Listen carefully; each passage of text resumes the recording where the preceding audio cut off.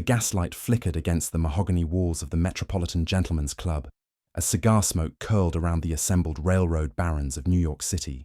It was November 1887, and the elite of American industry had gathered for their weekly card game, where fortunes were won and lost with the casual flip of a hand.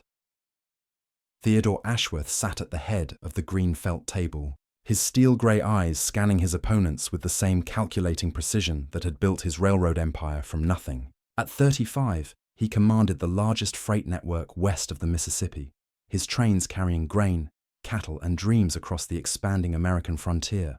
His perfectly waxed mustache twitched slightly as he considered his cards, a tell that his fellow tycoons had learned to read over the years. "Gentlemen," announced Harrison Blackwood, oil magnate and Theodore's longtime rival, "I propose we raise the stakes tonight beyond mere money." His voice carried the smooth confidence of old Boston wealth, inherited rather than earned. "What say we make a wager that truly tests our mettle?" The other men around the table leaned forward with interest. Besides Theodore and Harrison, the group included steel baron James Carnegie's nephew, textile manufacturer William Lowell, and shipping magnate Dutch van der Berg. Each man commanded vast industrial empires that were reshaping America in the post-Civil War boom. "What did you have in mind, Blackwood?" Theodore asked, setting down his cards. His fortune had been built on calculated risks, but he was always cautious about ventures that involved more than business. Harrison smiled, revealing teeth stained yellow from years of expensive tobacco. "I challenge any man here to prove that breeding and refinement truly matter in this modern age. I wager $50,000 that none of you could take a woman from the lowest social station and transform her into a proper wife worthy of our circle." The room fell silent except for the steady tick of the grandfather clock in the corner. $50,000 was a fortune that could buy a mansion on Fifth Avenue or fund an entire railroad spur.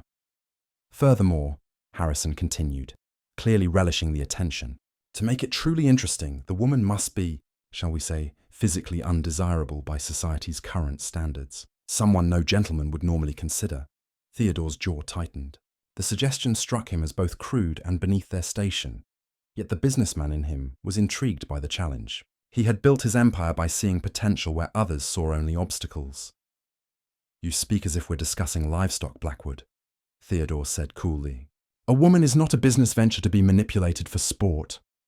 "Come now, Ashworth," Harrison laughed, swirling his brandy. "You of all people understand that everything in life is a business venture. You married your late wife for her father's steel connections, did you not? At least this wager would be honest about its mercenary nature." The mention of his deceased wife, Margaret, who had died of consumption 3 years prior, sent a flash of anger through Theodore's chest. Their marriage had indeed begun as a business arrangement, but it had grown into something deeper before her untimely death.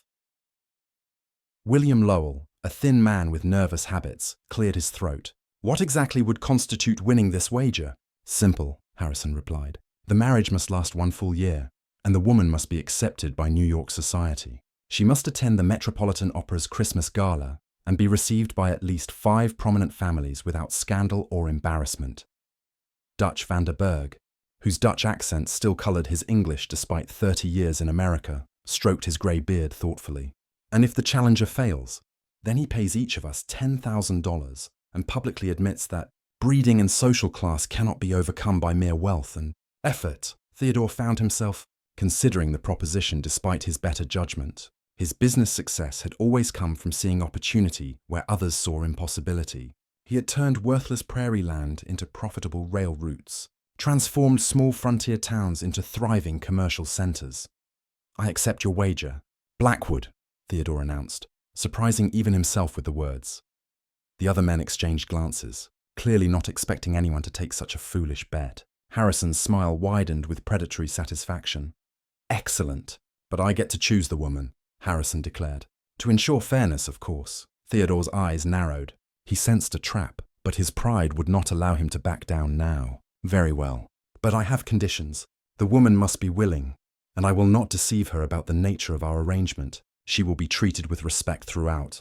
"Agreed," Harrison said quickly, too quickly for Theodore's comfort. "I have the perfect candidate in mind. Miss Charlotte Murphy, a seamstress who works in the garment district. She is substantial in size and of Irish immigrant stock, hardly the material from which society wives are made." Theodore had never heard of Charlotte Murphy, but he could already sense Harrison's confidence suggested this would be no ordinary challenge. Still, he had built an empire by turning the impossible into the inevitable. "When do I meet her?" Theodore asked, his voice steady despite the magnitude of what he had just committed to. "Tomorrow evening," Harrison replied, already savouring his anticipated victory. "I'll arrange the introduction." As the evening wound down and the gentlemen prepared to leave, Theodore remained seated, staring at the dying embers in the fireplace. He had just agreed to marry a complete stranger based on a cruel wager, yet something deep within him stirred with familiar excitement. Every great achievement in his life had begun with others, telling him something was impossible. Perhaps this Charlotte Murphy would prove to be his greatest challenge yet. The November wind whipped through the narrow streets of Manhattan's garment district, carrying with it the acrid smell of coal smoke and the distant clatter of horse-drawn carriages on cobblestone. Theodore Ashworth pulled his black wool overcoat tighter as he navigated the crowded sidewalks, his polished leather boots clicking against the uneven stones. This part of the city was foreign to him, a world away from his Fifth Avenue mansion and the marble halls of his railroad offices. Harrison Blackwood walked beside him with obvious amusement, his silver-topped walking cane tapping rhythmically as they approached a narrow four-story building wedged between a bakery and a haberdashery. The sign above the door read, "Murphy's Fine Tailoring," in faded gold letters, though the paint was chipped and weathered. "Are you certain about this, Ashworth?" Harrison asked, his voice dripping with false concern. "It's not too late to withdraw from our little wager." Theodore's jaw set firmly. "I've never withdrawn from anything in my life, Blackwood. I don't intend to start now." The bell above the door chimed as they entered the shop. The interior was cramped, but meticulously organized, with bolts of fabric arranged by color along the walls and half-finished garments hanging from wooden forms. The air was thick with the smell of wool, cotton, and the oil from several sewing machines that sat silent in the evening hour. From behind a curtain that separated the shop from the living quarters came the sound of footsteps. And then she appeared. Charlotte Murphy was not what Theodore had expected, though he realized he hadn't quite known what to expect. She stood perhaps 5 feet 4 inches tall, with a full figure that her simple brown wool dress could not disguise. Her auburn hair was pulled back in a practical bun, with a few rebellious curls escaping to frame her face. But it was her eyes that struck him most forcefully. They were the color of emeralds, bright with intelligence and wariness as she took in her unexpected visitors. "Good evening, gentlemen," she said, her voice carrying the slight lilt of her Irish heritage, though her English was precise and carefully articulated. "I'm afraid the shop is closed for the day, but if you have urgent business, I can accommodate you." Harrison stepped forward with theatrical flourish. "Miss Murphy, allow me to introduce Mr. Theodore Ashworth, one of New York's most prominent railroad magnates. Mr. Ashworth, Miss Charlotte Murphy, the finest seamstress in the district." Charlotte's green eyes shifted to Theodore, studying him with the same careful attention she might give to a complex pattern. "Mr. Ashworth," she said with a slight nod, "I've read about your railroad ventures in the newspapers. To what do I owe this honor?" Theodore found himself momentarily at a loss for words. He had expected someone broken by poverty and circumstance, someone who would leap at any opportunity for advancement. Instead, he faced a woman who carried herself with quiet dignity and spoke with educated precision despite her humble surroundings. "Miss Murphy," Theodore began, his voice more uncertain than usual, "I have come to discuss a proposition of an unusual nature." Her eyebrows rose slightly, but she gestured toward 2 wooden chairs near her work table. "Please sit. May I offer you tea? I was just preparing some." As Charlotte moved to prepare the tea service, Theodore noticed the grace in her movements despite her size. Her hands, though work roughened, moved with the precision of an artist as she arranged the simple ceramic cups and saucers. The tea service was modest, but spotlessly clean, and she served them with the same care he might expect from the finest hotels. "Now then," Charlotte said, settling into her chair, "what is this proposition you wish to discuss?" Theodore glanced at Harrison, who was watching the proceedings with barely concealed amusement. Taking a deep breath, Theodore decided on directness. "Miss Murphy, I find myself in need of a wife. Not for love, you understand, but for social and business purposes. I am prepared to offer you a substantial sum and a year of comfortable living in exchange for a marriage of convenience." Charlotte's teacup paused halfway to her lips. She set it down carefully, her green eyes never leaving Theodore's face. And why, Mr. Ashworth, would a man of your standing choose a seamstress from the garment district for such an arrangement? The question caught Theodore off guard with its directness. He had expected shock, perhaps desperate gratitude, but not this calm analysis of his motives. "I require a wife who understands that our arrangement is strictly business," he said carefully. "Someone who will not harbour romantic illusions or make unreasonable demands." Charlotte was silent for a long moment, her fingers tracing the rim of her teacup. When she looked up, her eyes held a mixture of understanding and something that might have been sadness. "And you believe that someone like me, a woman of size and humble station, would be grateful enough for such an opportunity that she would ask no questions and expect nothing beyond the agreed terms?" The blunt assessment made Theodore uncomfortable in a way he hadn't anticipated. "I mean no disrespect, Miss Murphy. None taken," she replied quietly. "I'm well aware of how society views women like me. The question is whether you are prepared for what such an arrangement would truly entail." Harrison leaned forward, clearly eager to complicate matters. "Miss Murphy, you should know that this marriage would require you to move in New York's highest social circles. You would need to attend the opera, society dinners, charity events. It would be quite demanding." Charlotte's gaze shifted to Harrison, and Theodore caught a flash of something sharp in her expression. "Mr. Blackwood, isn't it? I've seen your name in the society pages often enough. Tell me, do you think a poor Irish seamstress incapable of learning proper behaviour?" "You merely meant to remind me of my place," Charlotte interrupted with quiet steel in her voice. "But you might be surprised by what a woman can accomplish when properly motivated." Theodore found himself studying Charlotte Murphy with new interest. There was clearly more to this woman than Harrison had anticipated, and perhaps more than Theodore himself had expected. "Miss Murphy," Theodore said slowly, "if you were to accept this proposition, what would you require in return?" Charlotte met his gaze steadily. "Respect, Mr. Ashworth. Whatever the nature of our arrangement, I would require that you treat me with the same respect you would show any woman of your acquaintance." "That," Theodore said, surprising himself with his certainty, "I can promise." 3 weeks had passed since Charlotte Murphy became Mrs. Theodore Ashworth in a brief civil ceremony at City Hall. Witnessed only by Harrison Blackwood and a court clerk who seemed more interested in his pocket watch than the proceedings. Now, standing in the opulent foyer of Theodore's Fifth Avenue mansion, Charlotte felt like an actor who had wandered onto the wrong stage.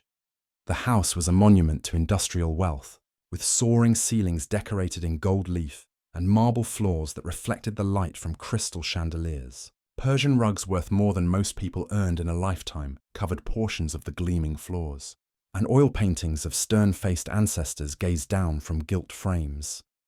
Mrs. Ashworth called Mrs. Eleanor Pemberton, the formidable woman Theodore had hired to serve as Charlotte's etiquette instructor. Mrs. Pemberton was a widow of impeccable breeding who had fallen on modest circumstances, making her both qualified and available for such unusual employment. "We must practice your entrance once more. Remember, you are not walking to your sewing machine. You are gliding to meet society." Charlotte bit back a sigh and lifted the hem of her new silk dress, a creation in deep blue that had cost more than she used to earn in 6 months. The corset beneath it was a torture device that made breathing an exercise in determination, and the bustle required her to navigate doorways with entirely new calculations. Shoulders back, chin level with the floor, and for heaven's sake, shorter steps, Mrs. Pemberton instructed, her voice carrying the authority of someone who had once moved in the highest circles of Boston society. "You must appear to float, not march." From his position near the marble fireplace, Theodore watched the lesson with growing concern. Each day he saw Charlotte disappearing a little more beneath layers of silk propriety and social expectation. The sharp intelligence that had intrigued him during their first meeting now seemed muted, hidden behind the practiced smile Mrs. Pemberton had taught her. "Perhaps that's enough for today," Theodore suggested, noting the weariness in Charlotte's eyes. "Nonsense," Mrs. Pemberton replied briskly. "The Metropolitan Opera's Christmas Gala is only 6 weeks away. Mrs. Ashworth must be prepared to face the most critical audience in New York society." Charlotte continued her practice, moving across the polished floor with increasing grace but decreasing authenticity. Theodore found himself remembering the woman who had served tea with quiet dignity in her simple shop, who had questioned his motives with unflinching directness. That evening, Theodore knocked softly on the door of Charlotte's suite. They maintained separate bedrooms, as was proper for their arrangement, though Theodore had found himself increasingly curious about the woman he had married. "Come in," Charlotte called from her sitting room. He found her at a small escritoire writing by lamplight. She had changed from her elaborate day dress into a simple wrapper of cream-coloured wool, and her auburn hair fell loose around her shoulders. She looked younger, more like the woman he had met in the tailoring shop. "I wanted to discuss tomorrow's fitting with the dressmaker," Theodore said, though that wasn't entirely why he had come. Charlotte set down her pen and turned to face him. "Of course, though I must say, I've never owned so many clothes in my life. Mrs. Pemberton seems to believe I need a different costume for every hour of the day." "Perhaps she's being overly cautious," Theodore admitted. "I don't want you to be uncomfortable." Charlotte studied his face in the lamplight. "Are you having second thoughts about our arrangement, Mr. Ashworth?" The question surprised him with its directness. "Theodore," he said, "if we're to convince society we're a married couple, you should use my given name." "Very well, Theodore. Are you concerned I won't be able to fulfill my part of our bargain?" Theodore moved to the window, looking out at the gas lamps that lined Fifth Avenue. "I'm concerned that I'm asking you to become someone you're not." "Isn't that exactly what you're paying me to do?" Her bluntness made him turn back to face her. "Yes, I suppose it is." Charlotte rose from her chair and walked to a mirror hanging on the wall. Her reflection showed a woman caught between two worlds, her natural beauty enhanced by expensive clothing, yet somehow diminished by the elaborate styling. "Do you know what I did before I became a seamstress?" she asked, still looking at her reflection rather than at him. "I assumed you had learned the trade from your family." "I was a governess," Charlotte said quietly. "I taught the children of a wealthy family in Boston. I had an education, Theodore. I read Shakespeare and studied French. I taught piano and watercolor painting." Theodore felt something shift in his understanding of the woman he had married. "What happened?" "The master of the house decided I was too attractive for my position. When I refused his advances, his wife dismissed me without references. No other family would hire me." Charlotte turned from the mirror to face him directly. "I came to New York with nothing and learned to sew because it was honest work that asked no questions about my past." The revelation hit Theodore like a physical blow. He had assumed Charlotte was exactly what she appeared to be, a simple working woman, grateful for any opportunity to rise above her station. Instead, she was a woman who had already fallen from a higher place. "Why didn't you tell me this before?" "Would it have mattered?" Charlotte asked. "You needed someone humble enough to accept your terms and grateful enough not to make demands. My education and former position would only have complicated things." Theodore found himself at a loss for words. Every assumption he had made about Charlotte Murphy, now Charlotte Ashworth, was proving incorrect. "I want you to know," Charlotte continued, "that I don't regret our arrangement. You've treated me with more respect in these few weeks than I received in my final months in Boston, but don't mistake my gratitude for simplicity." That night, Theodore lay awake in his bedroom, staring at the ceiling and reconsidering everything he thought he knew about the woman sleeping in the room down the hall. He had entered into this wager expecting to shape Charlotte into something suitable for society. Instead, he was beginning to suspect that she might be the one changing him. Through the walls of the mansion, he could hear the faint sound of piano music, a nocturne by Chopin, played with skill and feeling. Mrs. Pemberton had never mentioned piano lessons, which meant Charlotte was playing from memory, revealing yet another layer of the complex woman he had married for a bet. For the first time since accepting Harrison's wager, Theodore began to wonder who would be more transformed by their arrangement, Charlotte or himself. The snow fell steadily. Outside the tall windows of the Ashworth mansion as December settled over New York City like a white blanket. Inside the warmth of the morning room, Charlotte sat reviewing correspondence while Theodore read the financial pages of the Tribune. 3 months into their arrangement, they had developed a comfortable routine that felt almost natural, though both remained carefully aware of the boundaries of their agreement. "There's an invitation from the Vanderbergs for their Christmas soirée," Charlotte mentioned, holding up an elegant cream envelope, "and another from the Lowells for their charity auction." Theodore looked up from his newspaper. The social acceptances had been coming with increasing frequency as Charlotte's reputation in their circle solidified. Mrs. Pemberton's training had been effective, perhaps too effective. The woman who now graced his breakfast table was polished to perfection, yet Theodore found himself missing glimpses of the frank, intelligent seamstress he had first encountered. Accept both, he said, though I confess I'm surprised by how readily society has embraced our marriage. Charlotte set down the invitation, a slight smile playing at her lips. Are you? I found that society cares less about genuine quality than about confidence and the proper presentation of wealth. Before Theodore could respond, the butler appeared in the doorway. Mr. Ashworth, there's a gentleman to see you, a Mr. Patrick Murphy. He says he's Mrs. Ashworth's brother. Theodore saw Charlotte's face go pale, her composure cracking for the first time since their wedding. She rose abruptly, her silk morning dress rustling. I'll speak with him, she said quickly, but Theodore was already on his feet. We'll speak with him together, Theodore said firmly. We are married after all. Patrick Murphy was a tall, lean man with the same auburn hair and green eyes as his sister, though his were currently blazing with anger. His clothes marked him as working class, clean but worn wool coat, sturdy boots that had seen many miles. He stood in the opulent foyer like an avenging angel amid golden cherubs. Charlotte Marie Murphy, he said, his Irish accent thicker than his sister's. What in the name of all that's holy do you think you're doing? Patrick, Charlotte said quietly, how did you find me? The whole neighborhood knows you married some railroad baron and moved to Fifth Avenue. They're calling you the luckiest girl in the 5 Points. Patrick's eyes shifted to Theodore, taking in his expensive suit and gold pocket watch. Though I'm thinking luck had little to do with it. Theodore stepped forward. Mr. Murphy, I'm Theodore Ashworth. Your sister and I know who you are, Patrick interrupted. I've been asking questions. Interesting thing about asking questions. Sometimes you get answers you don't expect. Charlotte moved between the two men, her hands raised in a gesture of peace. Patrick, please, whatever you think you know. I know Harrison Blackwood has been buying drinks for half the docks, bragging about a wager involving you and this man. Patrick's voice rose with each word.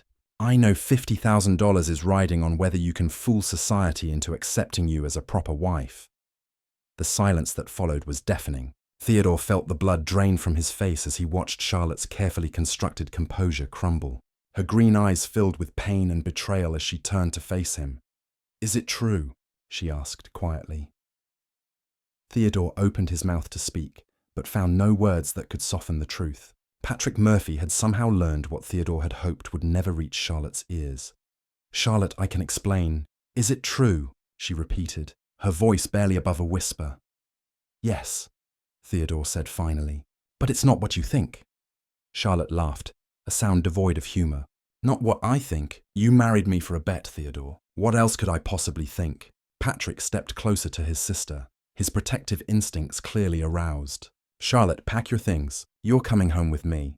Home? Charlotte turned to her brother with fresh pain in her eyes. To what home, Patrick? To the 2-room tenement you share with your wife and 3 children. To the shame of being a woman who was foolish enough to believe in fairy tales.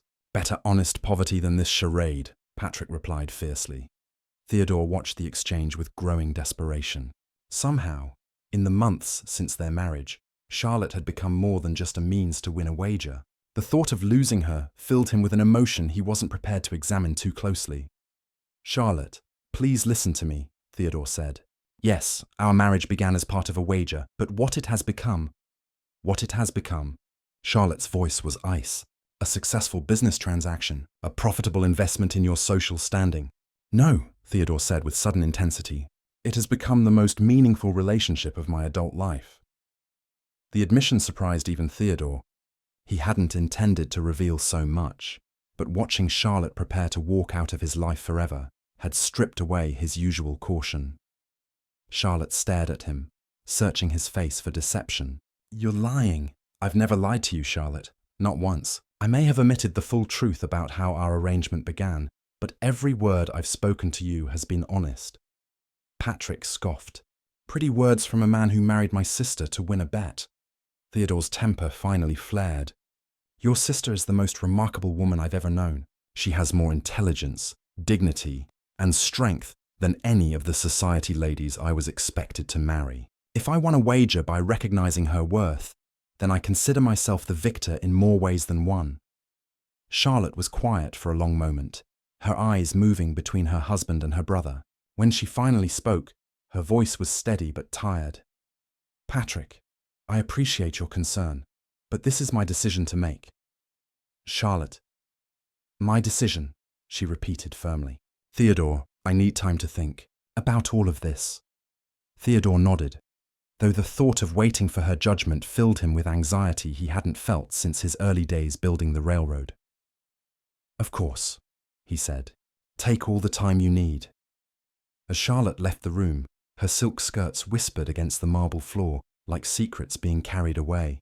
Theodore stood alone with Patrick Murphy, both men understanding that the next few hours would determine the fate of a marriage that had begun as a cruel wager but had somehow become something neither of them had anticipated. The Christmas gala was only 2 weeks away, but Theodore was beginning to realize that winning or losing $50,000 had become the least important outcome of Harrison Blackwood's challenge. The Metropolitan Opera House blazed with light on the evening of December 23, 1887, its golden facade reflecting the snow that continued to fall over New York City. Carriages lined the street, discharging the cream of society in their finest evening wear.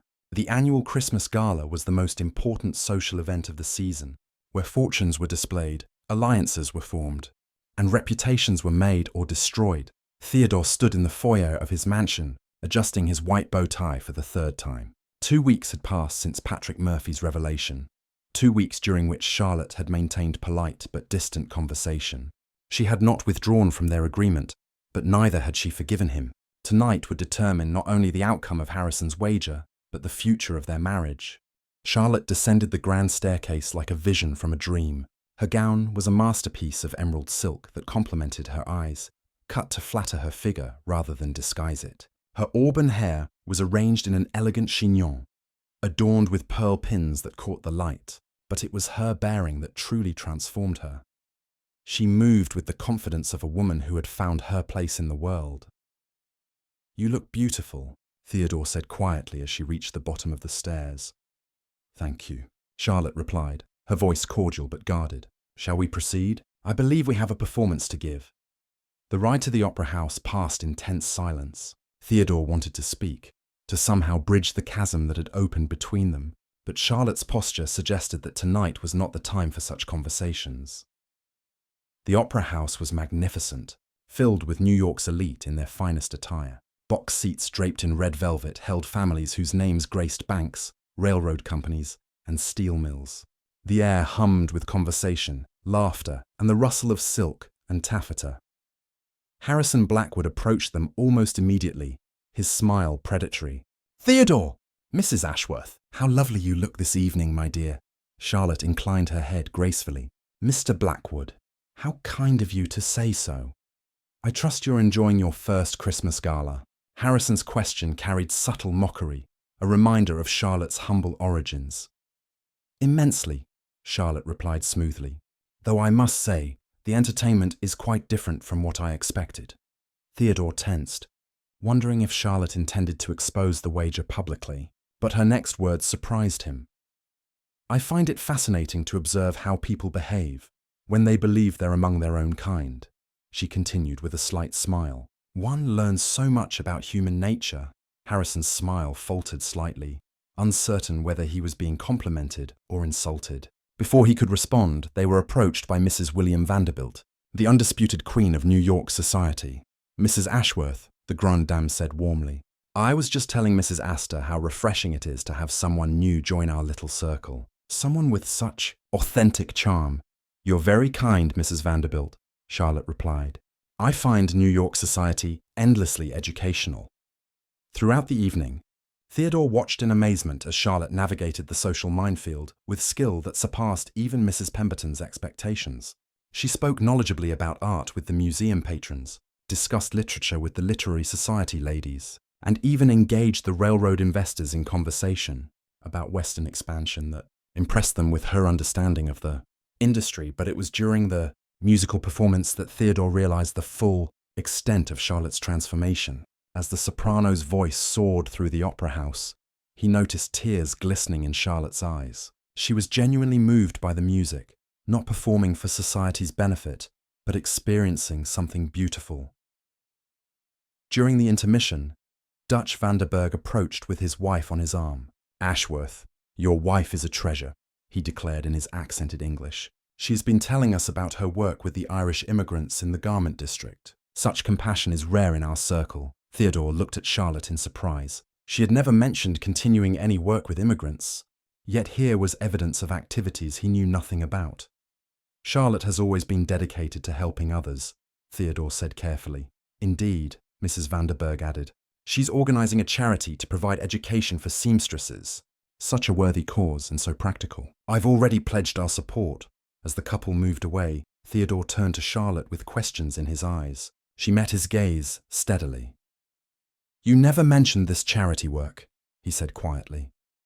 You never asked what I did with my time, Charlotte replied. Did you think I spent my days practicing curtsies and arranging flowers? Before Theodore could respond, the chimes announced the end of intermission. As they returned to their seats, Harrison Blackwood intercepted them once more. Well, Theodore, Harrison said with grudging admiration, I must admit you've exceeded my expectations. Your wife has been accepted by everyone who matters tonight. Thank you for your acknowledgement, Theodore replied stiffly. Harrison leaned closer, lowering his voice.